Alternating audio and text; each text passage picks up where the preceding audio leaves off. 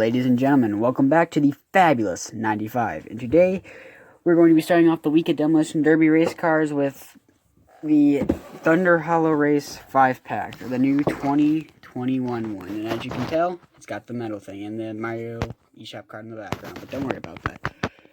So this will come with T-Bone, Chris Ramirez as Francis Beltline, Muddy, Wet, Lightning, Rusty's Racing Center, Lightning McQueen, Sigler, and Patty. So, as we flip this over, you see the nice little backdrop that they have behind them. The Muddy, Rusty's Racing Center, Lightning McQueen, Cruz Ramirez, T-Bone, Sigler, and Patty. Now, I have both of these cars, but these three are going to be nice new ones for the collection. So let's get this thing unboxed.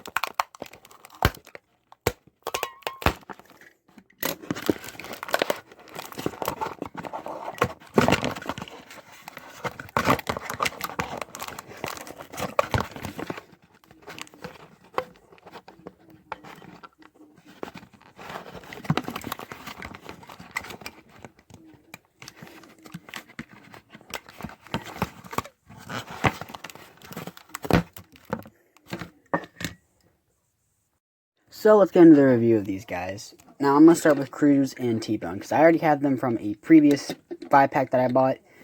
And really the only difference was from that 5-pack was this McQueen was Chester, McWhipplefilter, Fishtail, and APB.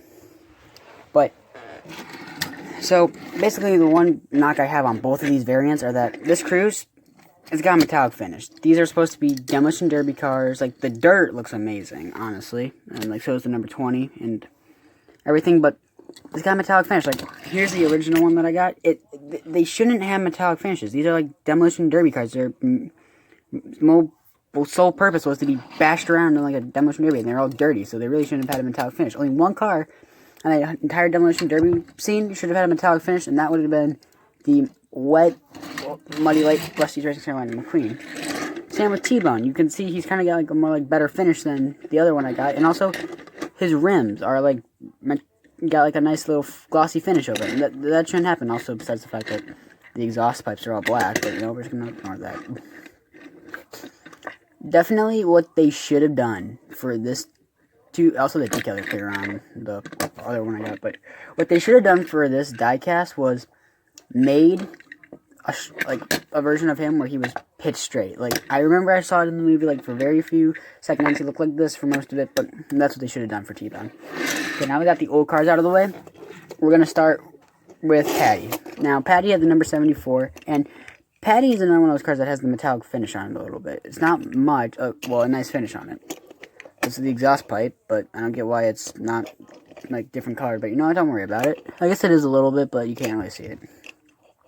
The teeth, you know, now I think about it, very few cars, like, besides the Demolition Derby cars, actually have, like, teeth that, like, you can see, like, the individual tooth, and it's not, like, just, like, a white mouth guard in their mouth, but we're just gonna ignore that. But now some of Patty's diecast, the, roof was the same color as the actual car. Rust in peace. She had a nice little fun part of the movie.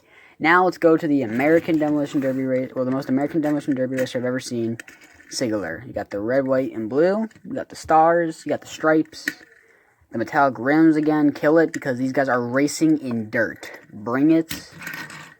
Take it. 22. It's cool how it like shifted like the height on like the front. It's gonna get taller in the front than on the back. But see, that was the fun part about the Demolition Derby cars. Each car was like very different. Like T-Bone was very messed up. Sigler's got like his front extended. Patty is legitimately just a normal car. Miss Fritter was amazing. There's a bunch of other ones that were great. And also the colors were just so vibrant and they were just cool looking. Anyway, he's also got like his back all... See, this car was just really cool. Now let's get to, I guess, the most important diecast if you never got it, which is the main reason I got this. Which was the Muddy Lightning McQueen. Now, this McQueen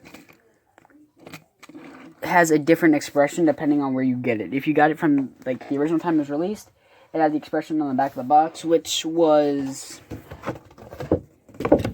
that. But now this McQueen's got like a nervous kind of smiling look to him, which not bad. You see like the white marks that were supposed to be like the water. Like if you've ever hosed something off with mud, it will leave like those water like straying marks. Now the cool part about this diecast was they actually took like the time, like very few parts where it had like the metallic paint, like the metallic like finish on it. The 95, the Rusties were still metallic, but that's cool. They also took the time to like add just like little spotches of dirt. But the one thing I do wish they would have done is taken this tire off, like because this McQueen didn't have a back tire. Remember, Miss Ritter's bandsaw sign took it off. But I digress. Anyway, thanks for watching. Please like and subscribe to the channel if you have not already. Leave a comment. Let me know what your favorite part of the video was. We're trying to get to 900 before May. I want to get to 800. I want to get to 850 before the end of March. Can we do it? I think we can. And also follow my Instagram if you're not, because it's lonely over there. Well, thanks for watching. I will see you guys tomorrow for another Demolition Derby video, which is probably either going to be Taco, Broadside, and APB, or Hit and Run, or one more. I don't remember its name. I'll see you guys next time.